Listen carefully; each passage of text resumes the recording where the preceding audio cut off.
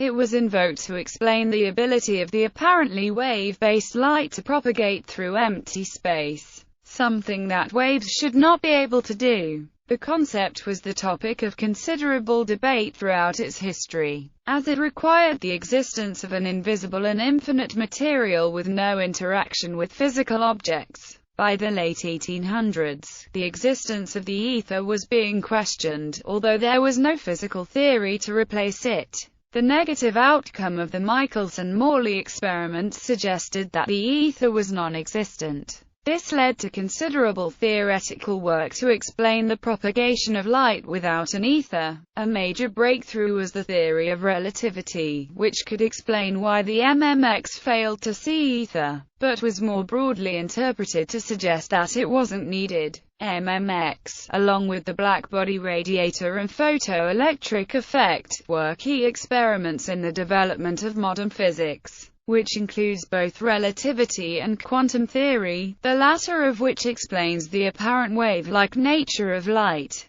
The history of light and ether, particles versus waves to Robert Boyle in the 17th century, shortly before Isaac Newton. The ether was a probable hypothesis and consisted of subtle particles, one sort of which explained the absence of vacuum and the mechanical interactions between bodies, and the other sort of which explained phenomena such as magnetism that were inexplicable on the basis of the purely mechanical interactions of macroscopic bodies. Though in the ether of the ancients there was nothing taken notice of but a diffused and very subtle substance, yet we are at present content to allow that there is always in the air a swarm of steams moving in a determinate course between the North Pole and the South. Isaac Newton contended that light was made up of numerous small particles. This could explain such features as light's ability to travel in straight lines and reflect off surfaces. This theory was known to have its problems. Although it explained reflection well, its explanation of refraction and diffraction was less satisfactory. In order to explain refraction, Newton's optics postulated an ethereal medium, transmitting vibrations faster than light, by which light, when overtaken, is put into fits of easy reflection and easy transmission, which cause refraction and diffraction. Newton believed that these vibrations were related to heat radiation. Is not the heat of the warm room conveyed through the vacuum by the vibrations of a much subtler medium than air, which after the air was drawn out remained in the vacuum? And is not this medium the same with that medium by which light is refracted and reflected, and by whose vibrations light communicates heat to bodies, and is put into fits of easy reflection and easy transmission? The modern understanding is that heat radiation is, like light, electromagnetic radiation. However, Newton considered them to be two different phenomena. He believed heat vibrations to be excited when a ray of light falls upon the surface of any pellucid body. He wrote, "I do not know what this ether is, but that if it consists of particles then they must be exceedingly smaller than those of air, or even than those of light. The exceeding smallness of its particles may contribute to the greatness of the force by which those particles may recede from one another, and thereby make that medium exceedingly more rare and elastic than air, and by consequence exceedingly less able to resist the motions of projectiles, and exceedingly more able to press upon gross bodies, by endeavoring to expand itself." Christian Huygens, prior to Newton, had hypothesized that light was a wave propagating through an ether, but Newton rejected this idea. The main reason for his rejection stemmed from the fact that both men could apparently only envision light to be a longitudinal wave, like sound and other mechanical waves in fluids. However, longitudinal waves by necessity have only one form for a given propagation direction, rather than two polarizations as in a transverse wave, and thus they were unable to explain the phenomenon of birefringence, where two polarizations of light are refracted differently by a crystal. Instead, Newton preferred to imagine non-spherical particles, or corpuscles, of light with different sides, that give rise to birefringence.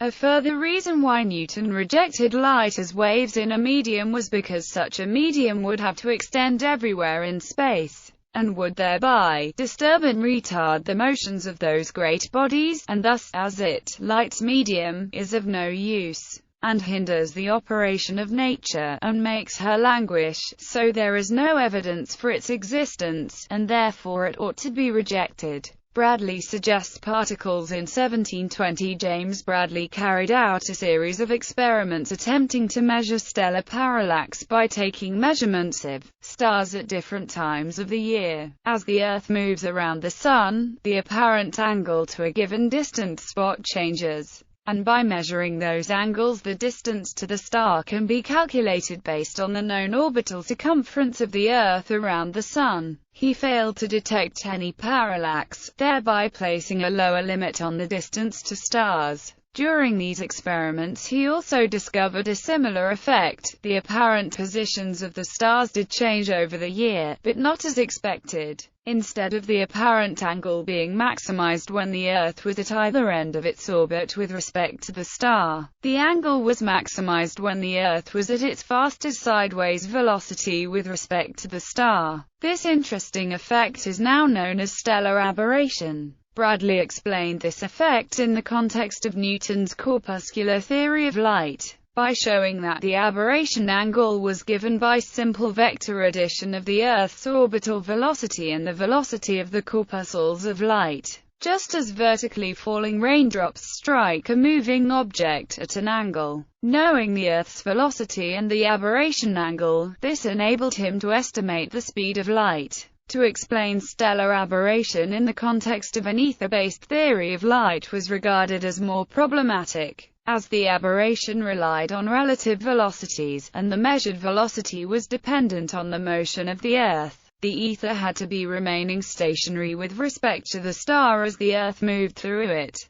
This meant that the Earth could travel through the ether, a physical medium, with no apparent effect, precisely the problem that led Newton to reject a wave model in the first place. Waves theory triumphs, however, a century later. Young and Fresnel revived the wave theory of light when they pointed out that light could be a transverse wave rather than a longitudinal wave. The polarization of a transverse wave could explain birefringence, and in the wake of a series of experiments on diffraction the particle model of Newton was finally abandoned. Physicists assumed, moreover, that like mechanical waves, light waves required a medium for propagation, and thus required Huygens's idea of an ether, gas, permeating all space. However, a transverse wave apparently required the propagating medium to behave as a solid, as opposed to a gas or fluid. The idea of a solid that did not interact with other matter seemed a bit odd, and Augustin Louis Cauchy suggested that perhaps there was some sort of dragging, or entrainment. But this made the aberration measurements difficult to understand. He also suggested that the absence of longitudinal waves suggested that the ether had negative compressibility. George Green pointed out that such a fluid would be unstable. George Gabriel Stokes became a champion of the entrainment interpretation, developing a model in which the ether might be rigid at very high frequencies and fluid at lower speeds. Thus the Earth could move through it fairly freely, but it would be rigid enough to support light. Electromagnetism. In 1856, Wilhelm Eduard Weber and Rudolf Kohlrausch performed an experiment to measure the numerical value of the ratio of the electromagnetic unit of charge to the electrostatic unit of charge. The result came out to be equal to the product of the speed of light and the square root of 2. The following year, Gustav Kirchhoff wrote a paper in which he showed that the speed of a signal along an electric wire was equal to the speed of light. These are the first recorded historical links between the speed of light and electromagnetic phenomena. James Clerk Maxwell began working on Faraday's lines of force. In his 1861 paper on physical lines of force, he modeled these magnetic lines of force using a sea of molecular vortices that he considered to be partly made of ether and partly made of ordinary matter. He He derived expressions for the dielectric constant and the magnetic permeability in terms of the transverse elasticity and the density of this elastic medium. He then equated the ratio of the dielectric constant to the magnetic permeability with a suitably adapted version of Weber and Kohlrausch's result of 1856, and he substituted this result into Newton's equation for the speed of sound. On obtaining a value that was close to the speed of light as measured by Fizeau, Maxwell concluded that light consists in undulations of the same medium that is the cause of electric and magnetic phenomena. Maxwell had, however, expressed some uncertainties surrounding the precise nature of his molecular vortices, and so he began to embark on a purely dynamical approach to the problem. He wrote another famous paper in 1864 under the title of A Dynamical Theory of the Electromagnetic Field, in which the details of the luminiferous medium were less explicit. Although Maxwell did not explicitly mention the sea of molecular vortices, his derivation of Ampere's circuital law was carried over from the 1861 paper, and he used a dynamical approach involving rotational motion within the electromagnetic field, which he likened to the action of flywheels. Using this approach to justify the electromotive force equation, he derived a wave equation from a set of 8 equations which appeared in the paper and which included the electromotive force equation and Ampere's circuital law. Maxwell once again used the experimental results of Weber and Kohlrausch to show that this wave equation represented an electromagnetic wave that propagates at the speed of light, hence supporting the view that light is a form of electromagnetic radiation. The apparent need for a propagation medium for such Hertzian waves can be seen by the fact that they consist of perpendicular electric and magnetic waves. The E-waves consist of undulating dipolar electric fields, and all such dipoles appear to require separated and opposite electric charges. Electric charge is an inextricable property of matter, so it appeared that some form of matter was required to provide the alternating current that would seem to have to exist at any point along the propagation path of the wave. Propagation of waves in a true vacuum would imply the existence of electric fields without associated electric charge, or of electric charge without associated matter. Albeit compatible with Maxwell's equations, electromagnetic induction of electric fields could not be demonstrated in vacuum, because all methods of detecting electric fields required electrically charged matter. In addition, Maxwell's equations required that all electromagnetic waves in vacuum propagate at a fixed speed, as this can only occur in one reference frame in Newtonian physics. The ether was hypothesized as the absolute and unique frame of reference in which Maxwell's equations hold. That is, the ether must be still universally, otherwise it would vary along with any variations that might occur in its supportive medium. Maxwell himself proposed several mechanical models of ether based on wheels and gears, and George Francis Fitzgerald even constructed a working model of one of them. These models had to agree with the fact that the electromagnetic waves are transverse but never longitudinal. Problems. By this point, the mechanical qualities of the ether had become more and more magical. It had to be a fluid in order to fill space, but one that was millions of times more rigid than steel in order to support the high frequencies of light waves. It also had to be massless and without viscosity, otherwise it would visibly affect the orbits of planets.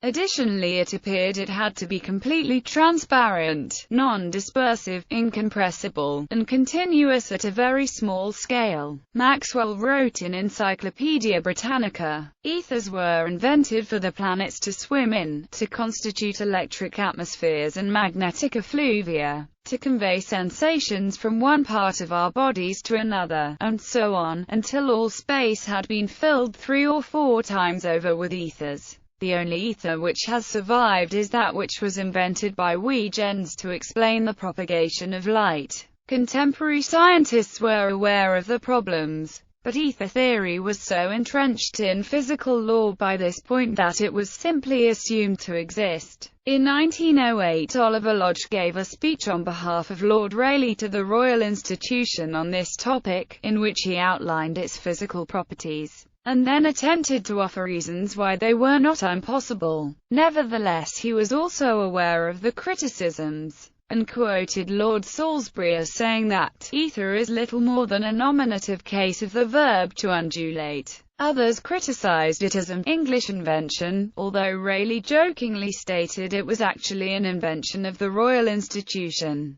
By the early 20th century, ether theory was in trouble. A series of increasingly complex experiments had been carried out in the late 19th century to try to detect the motion of the Earth through the ether, and had failed to do so. A range of proposed ether dragging theories could explain the null result, but these were more complex, and tended to use arbitrary-looking coefficients and physical assumptions. Lawrence and Fitzgerald offered within the framework of Lorentz ether theory a more elegant solution to how the motion of an absolute ether could be undetectable. Ether fell to Occam's razor.